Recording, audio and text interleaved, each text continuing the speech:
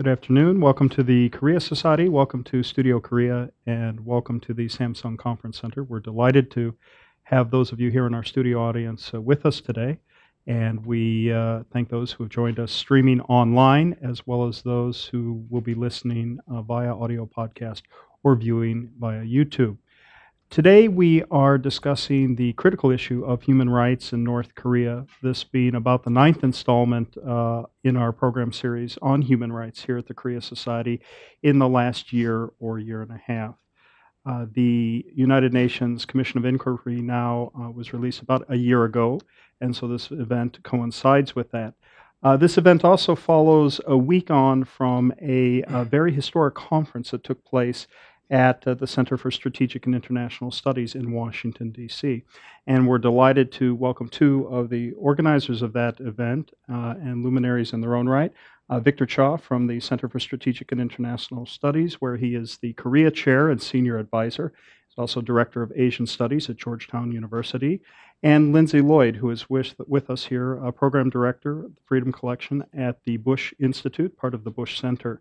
And he has come up from Dallas for that. So welcome to both of you. We're delighted to have you here at the Korea Society. Congratulations on last week. You truly had something extraordinary, and I'd like to give us a chance to hear from you in terms of your reflections on that event, this being the gathering in Washington, D.C. It received a tremendous amount of media attention, international and national, because of the objections of the North Korean representatives here in New York about that event. And we thought perhaps we might pick up from there and get your reflections on what I saw as an amazingly successful event that brought together a broad swath of individuals interested in Korea, interested in human rights, and the freedoms of the peoples of Northern Korea. Victor, why don't we start with you? Sure. Well, thank you, Steve. It's a pleasure to be here back at the Korea Society. Thank you to you, and thanks to Mark Minton for having us here. I apologize for the four-hour Acela ride from Washington, D.C. But I think one of the reasons that it got a lot of attention was in part because we were the only game in town that day. It was that was a snowstorm. The U.S. government had shut down. Georgetown had shut down. Schools, public schools had shut down. CSIS was even closed that day. But we had all these people coming in from all over the world, and there was no way we were going to let a little snow stand in the way of what was an open public event, a conference where the agenda was put online weeks before the event, and anybody was welcome to come. All they had to do was click on the RSVP link. I think one of the reasons, and I'm sure Lindsay can talk to this, well, at least for me, one of the reasons that we wanted to hold the conference was, of course, it was February 17th was the one-year anniversary of the UN Commission of Inquiry report, which was a landmark document in this case of the question of the human condition in North Korea. And 2014 was a very important year, I think, for the entire movement. After really decades of relative inattention to the issue among the general public, among governments, among international organizations. For the first time, there was quite a bit of movement, starting with the COI, then followed by the discussion in the UN General Assembly Third Committee, and then finally the resolution by the General Assembly, and then the discussion that took place in the Security Council. And one of the things that we wanted to do with this conference was start out 2015 by trying to help continue the momentum on the issue, keep everyone focused on the issue. And so with our partners, the Bush Center, the Committee for Human Rights in North Korea, HRNK, and the Yonsei University Center for Human Liberty, we thought it would be good to have an event in the beginning of the year that would take stock of where we have come from and also sort of try to chart out among all the groups that came what the road is going forward. And I think everybody who came to the event felt that it was worthwhile. I don't know if any of you were there, but we were packed to the rafters for the entire day, which is not only unheard of in a Washington, D.C. think tank conference, but on a day like we had that day, really I think was a reflection of how much interest and commitment there is to the issue. Lindsay, did you want to add it? No, I mean, I agree, obviously. I think it's what was important to us is that it was less sort of reflective about what's happened and really more looking into the future. How do we, as Victor said, there has been a terrific sense of momentum over the last 12, 14 months. How do we continue and build on that and actually start to see some real progress on this very important issue? Hmm. Lindsay, could you tell us a bit about the Bush Institute's Sure. research on American views on North? Sure. Yeah. As was said, I work at the George W. Bush Institute. We are a nonprofit, non-governmental organization that's located with the Presidential Library on the campus of Southern Methodist University in Dallas, Texas. So we're a policy institution. We do research in the way that a traditional think tank would do. We also execute programs. So a little bit different twist there, where we do training programs and things like that.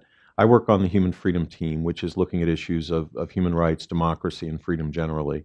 And for about the last year, we've been working on North Korea in particular, trying to spotlight that issue. And one of the things that we did was commission some research about how the U.S. public looks at North Korea. What do they know about it, if anything, and what do they think about it? And so we commissioned 2 public opinion polls, both of which are available on our website at bushcenter.org, that surveyed the American people last summer and then last fall.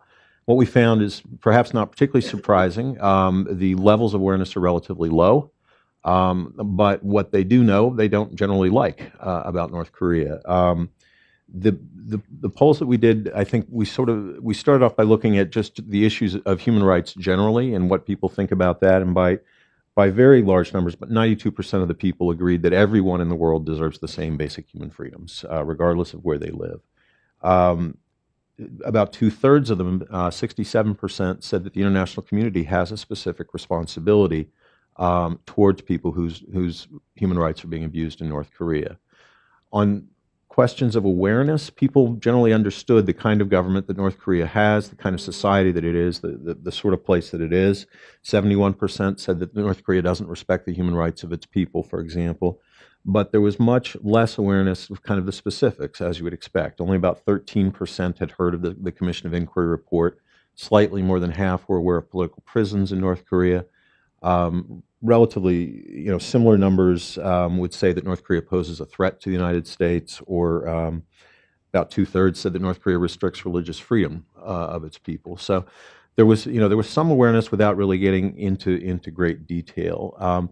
In terms of what they would do or what they might support, I think we took some encouragement from that. We asked a series of questions about whether Americans would support certain actions vis-a-vis North Korea, and in general they do. 57% said they supported the idea of transmitting news and uncensored information into North Korea. 69% supported efforts to assist refugees and escapees coming out of North Korea. 72% wanted to see programs that support victims of human trafficking from North Korea, and 80% said they would support programs that would support education on democracy and human rights issues within North Korea. So, while people may not be totally immersed in the subject, to the extent that they're aware of it, they don't like what they're seeing, and they would like to see actions to start to ameliorate the situation. That's interesting because your poll also falls consistent with a Gallup poll that was released earlier this week, which gave a full 87% of negative association by Americans with North Korea, only 9% in sort of a positive or neutral area. Victor, you've authored The Impossible State and 4 other volumes. You look at these issues all of the time. How do you feel about North Korea's response, both in terms of the historic progress that you described last year, the concern about your conference, and where they stand here in the early part of 2015 in reaction to the Commission of Inquiry report? Well, I think, we're always guessing, right, when it comes to trying to divine North Korean intentions. But I think the Commission of Inquiry report and clearly the resolution in the United Nations was a shock to them. We'd never seen anything like this before come out of the United Nations. And in the past, I think the response was generally silence and ignoring it. As many of you know in the audience, the first sort of reports on North Korean human rights were coming out in the 1970s. But the general response was to, for the North Korean regime, was to ignore it, to just not give it the time of day, basically, because it wasn't the front burner issue for anybody else. I think what's changed is that now they feel they need to speak out on it, and they need to be present, and they need to make their case.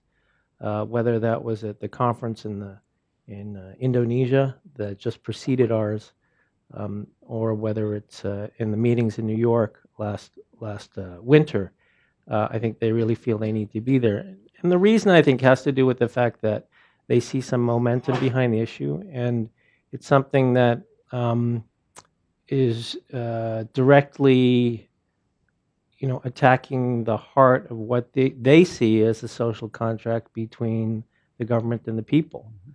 And so for that reason, I think they've responded quite strongly to it. For the same reason, I think in the beginning of 2015, we see talk about visits to Moscow and talk about trading a freeze on nuclear tests for a suspension of U.S. military exercises and some interest in North-South.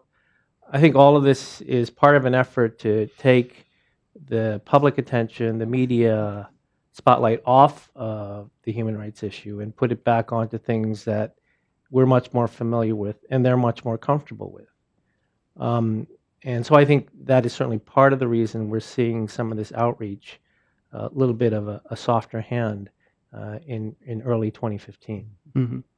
Alongside the Commission of Inquiry report release, we've seen the release of some important books like Escape from Camp 14 by Blaine Harden, who launched it here at the Korea Society with Shin Dong-yuk on the day of publication. That has been in the news lately because of the adjustments to the account by Shin,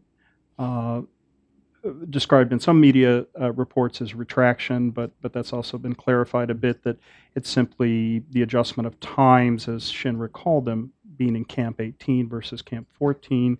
And it raises the larger question of the defector population and how we look at them and their accounts, and I guess where are we in terms of assessing the defector population, and what research are we doing in terms of the views on that?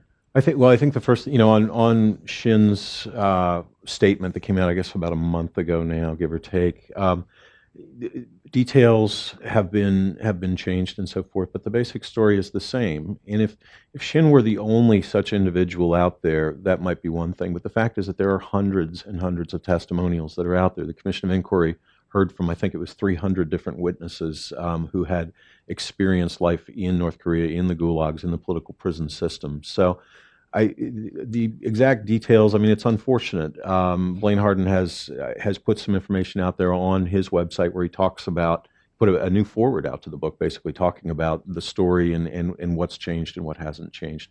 But, at the end of the day, this is just one, admittedly very dramatic and compelling story of the hundreds and hundreds that are out there. We looked, as part of our research last year, we looked at North Korean refugees who've resettled here in the United States. Not so much about their life in Korea, but rather how they fared since leaving and how they've done in the United States. There are only about 170 North Koreans that have taken advantage of a law that was enacted back in 2004 to come to the United States and resettle here, and we interviewed about 10% of them, 16 of them, around the country. And what's, I think, fascinating is how well they are doing on the whole. They have issues, they have problems, things like any immigrant, I think, would have coming to the United States. They have issues with language. They have issues with sort of basic needs like transportation. They have issues with things like health insurance. Certainly not unique to North Koreans or any other group of refugees. But what we found is that this population is actually doing quite well. They're successful. They are working. They're not on welfare or on public assistance. They are, in many cases, small business owners, and they are starting to give back in the sense that they're becoming mobilized as ambassadors, as spokespeople for this cause to try and raise awareness here. So, one of the things that we're encouraging is that the U.S. can do a better job of 170 versus roughly 27,000 that have gone to South Korea. we can do a better job of encouraging and making sure that people know that this is an option when they come out of North Korea, if they want to come to the United States, that in fact they can do it, and in smoothing that pathway for them. The experiences that individuals have had have varied widely. Some people, it's 4 to 6 months, and others it takes years, just kind of based on which consulate or which embassy they're dealing with and the peculiarities of their situation. So. I should note at this point that you have some amazing testimonials on your site as part of the interviews of the Freedom Collection. Yeah, freedomcollection.org is a website that the Bush Institute has started to interview men and women who have fought for nonviolent change around the world. Some historic, so looking back to struggles of the past, places like Poland and South Africa, and some very current, places like North Korea and Burma. And there are, I think it's 9 or 10 individuals from North Korea that we've spoken to on there about their experiences in North Korea, about leaving and what they've been doing since to try and bring change to their homeland. Victor, did you have thoughts on? So Blaine was at our conference, and so we gave him the stage to sort of talk about the Shin revelations, and I think he explains it all very well in the forward and everything. I think in the case of Shin, he had a story to tell. He decided what the story was that he was going to tell, and it was consistent for 9 years. And in all of Blaine's interaction with him, it was consistent. And for the reasons that we're all aware of, there have been changes to the story. I agree with Lindsay. I mean, I think this is one very well-known account, and that really brought a great deal of attention to the issue, not just in policy circles, but among the broader general public. Like our understanding is that book, Camp 14, was being read in schools like the Diary of Anne Frank and A Day in the Life of Alexander Solzhenitsyn. So it was really having an impact. It's a shame that that these stories about whether his account is credible have come out. Personally, I don't think it's as big an issue here as it is in South Korea. And that's in large part because the human rights issue here is really a apolitical, non-political, non-ideological issue. There's certainly no disagreement on the Hill about it. But in Korea, it's a much more complicated issue. It's contextualized in terms of the domestic politics, the ideological splits in the country, and so it got a lot more attention here. I don't think it undermines the credibility of the COI report at all. As Michael Kirby said, who was at our conference, they did hundreds and hundreds of hours of testimony. Shin's testimony was just one small bit of that, and the overall record, I think, of the report still stands. And then finally, the other thing is, whether this individual was in Camp 14 or Camp 18, he was tortured, and he's got scars on his body to show that. And so that basic fact has not changed. Calls into question the larger issue, too, of media perceptions and coverage, not only of the defectors, but of the human rights situation writ large. Do either of you have thoughts on how the media is covering this and suggestions of ways to look at it perhaps differently? We did look at this to an extent in terms of major media coverage, and not surprisingly, coverage on the nuclear security proliferation issues by far outweighs the coverage on the human rights issues. Human rights will kind of come into the fore every once in a while, but for the most part, it's not what the media is looking at. There has been, I think, in addition to sort of the hard news coming out of North Korea, there have been these sort of oddball stories that have come out. And I think if you just look at the Washington Post and the New York Times over the past year, you'll see that there's a lot more coverage, which is a positive thing. Even sort of softer stories like The Interview or like Dennis Rodman or some of that causes people to pause for a moment and think about a place that they may not have thought of much at all. So I think in that respect, the attention is probably good. It's certainly much more, I think, in the public consciousness than it was, say a year or two ago, in part because of the serious work of the Commission of Inquiry and other, serious stories like that, but also because of pop culture, if you will, and just sort of that there's a greater awareness of this place and how out of step it is with the rest of the world and with its neighbors in Asia. And I think Lindsay, I think it's the confluence of these things that has really elicited the sort of response that we've seen from Pyongyang. I mean, I think, I don't know how many of you saw the movie The Interview, but, that clearly upset them. But my guess is it wouldn't have upset them as much if it had not come in the context of all that was happening here in New York on the human rights issue. And so really it was the coming together of all these things that I think really struck a nerve and created this sort of much more proactive diplomatic stance that they're taking now on this issue than we've ever seen in the past.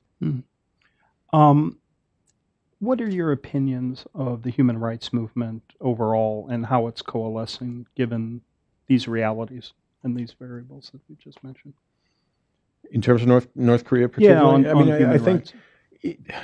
I think it's generally very, very positive. One of the remarkable things about this issue, there aren't many issues in Washington that are truly nonpartisan or bipartisan, and this one is. You won't find a Democratic position or a Republican position on North Korean human rights. Victor mentioned Congress a moment ago. I mean, you talk to members of Congress, House or Senate, Republican or Democratic, they feel the same way. This issue matters. They want to see progress on it. They believe that absolutely we have to be concerned about the serious security issues surrounding North Korea, but on this human rights, on Capitol Hill there is a united front. You would be hard pressed, I think, to find real differences in terms of human rights policy between the Obama administration and the Bush administration. This is a rare opportunity, I think, for government to work together. And in terms of the human rights community, I think one of the things that we've been encouraged by is bringing together the human rights community and the security community that follow North Korea and having that conversation between them, which is, I think, a dialogue that we've helped to start over the last year, that people that are focused on missiles and defense technologies are sitting down with folks who are focused on the political prisons and trafficking in women and so forth and having a real conversation. So I think that's positive. Yeah, and I would just echo that and say that, we're kind of examples of that. Prior to this project, Lindsay was not a North Korea expert, although he is now. And prior to this project, I was not very involved in the human rights work at all. But I think, we're at a moment where all these communities are coming together, in part because of things like the COI, but also because of this realization that you really can't talk about what is the key national security issue for the United States, the nuclear threat from North Korea, without a discussion of human rights anymore. Mm-hmm. And that, in fact, any agreement or future agreement that we ever make with the DPRK is going to be that much more credible if there are some elements of reform happening with regard to improving the human condition in the country. That's a much more credible agreement than another one of the ones that we've negotiated already. And so I think for that reason, a lot of these communities are coming together. Lindsay's absolutely right. We were talking to folks on the Hill last week, and there's unconditional support for keeping attention on this issue and seeing it as an important part of the overall policy towards DPRK and towards the region. Mm-hmm. Victor, you served with the National Security Council. How do you see the evolution of this in terms of government response, the U.S. government, and coordination with the responses of Korea and Japan? Well, so the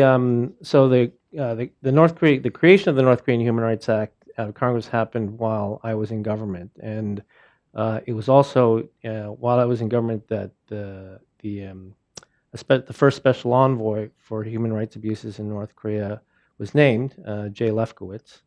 And it was really the beginning of the whole process that we had seen. Now, it was difficult, quite frankly, back then because in terms of the diplomacy, we were,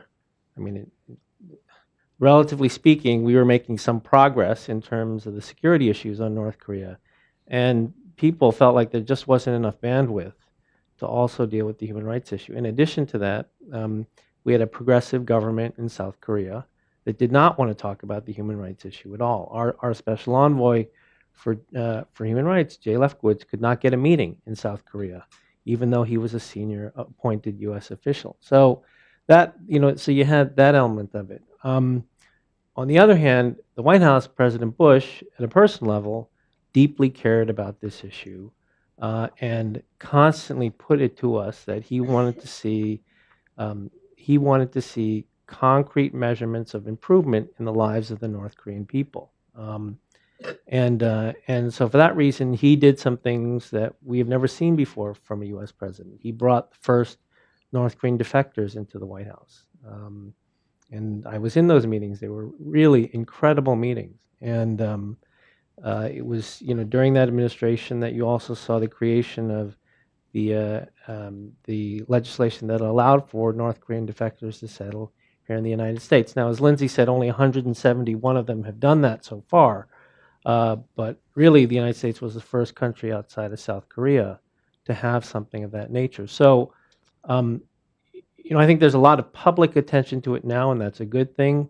I think a lot of the groundwork was done in previous administrations, and I think going forward, there's a lot more meeting of minds on this issue between the U.S. and ROK now, and so I think there's a lot of potential for moving forward. And one of the reasons why we brought all these groups together last week was there are many different groups working on this, from NGO communities to international organizations to governments, and we've been trying to help by bringing the stakeholders together to allow them to talk to each other about what they're planning for 2015, things of that nature. So I think that's been quite helpful. Before I turn to our studio audience, I did want to ask one last question, and that is that at your event, I was struck by Justice Kirby's association of the human rights issue with unification. He talked about that in terms of the broader processes, in terms of the institutionalization with the Human Rights Center in Seoul, perhaps alluding to questions along the line of accountability, and then the unification process, and this perhaps being part of it, which I thought was interesting to hear from a jurist of some note. And so I'm wondering if either of you have thoughts about this question of unification, integration on the peninsula, and the balance with human rights, or how human rights fits into the unification scenario. Well, I'm in favor of it, unification, that is. I think there are sort of two reactions. The first is that, and both of them speak to an element of the discussion last week that I think has not gotten a lot of attention, which is the advocating of direct engagement with DPRK on these issues in two respects. One respect is the idea of trying to find the overlap between humanitarian assistance projects and human rights. So areas where, realistically speaking, the DPRK is not going to open Camp 18 or Camp 15 or Camp 14 or Camp 12 or any of the camps. But perhaps there are ways that the international community can cooperate, whether it's in terms of medical training for doctors or helping the physically challenged in the North who don't have a lot of support, things of that nature. So I think that was sort of one element, trying to have some sort of direct discussions and to find the balance between humanitarian work and human rights, things that can help people on the ground. The other is also the notion of a direct engagement with North Korean leadership. And maybe it's not the top leadership, but it's other leaders in the country, so that they understand that there is a movement happening in the international community that will hold people accountable.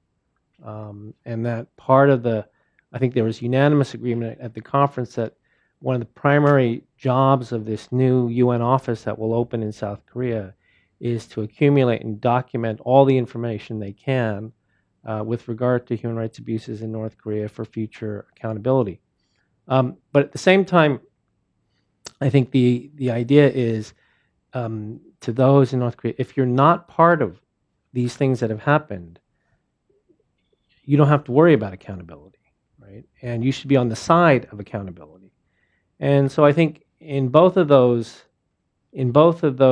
sorts of ideas is the notion that as we move further into the future and we think about the integration of the two societies, human rights is going to be a big part of that. I mean, there's going to be tremendous inequity, of course, but when the people of North Korea realize what they've been through, there's going to be a lot of dislocation there. And everything that can be done in terms of these measures to try to improve the human condition, to try to create an understanding about accountability could help to close or help to, I don't know how much you can ameliorate the sort of severe dislocation you'll see, but at least it'll be a step in that direction.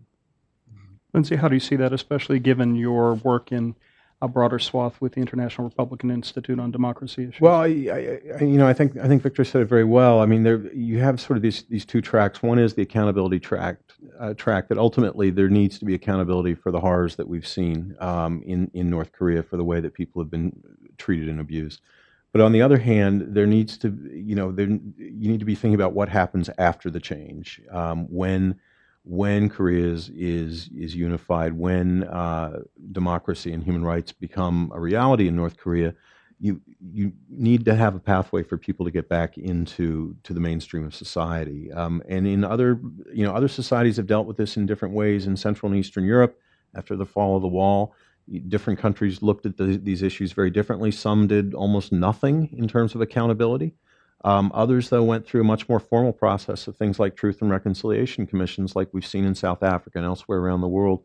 And they can play a very important role, I think, in bringing a sense of justice to people and a sense of dignity back to people whose human rights have been abused by their governments. So, I don't think there's any one definite avenue to this. There are different ones, but some sort of accountability, some sort of reconciliation process is ultimately going to have to be part of the equation for Korea. Thank you. On that note, we'll close, and please help me in thanking Victor Cha and Lindsay Lloyd. Thank you both for making the journey up through the weather. We'd like to present you with some of our photo books organized by the Korea Society. Thank you. Thanks very much. To take back with you on your rides to Washington and Dallas. And we do hope to see you again. Please keep us abreast of your good efforts.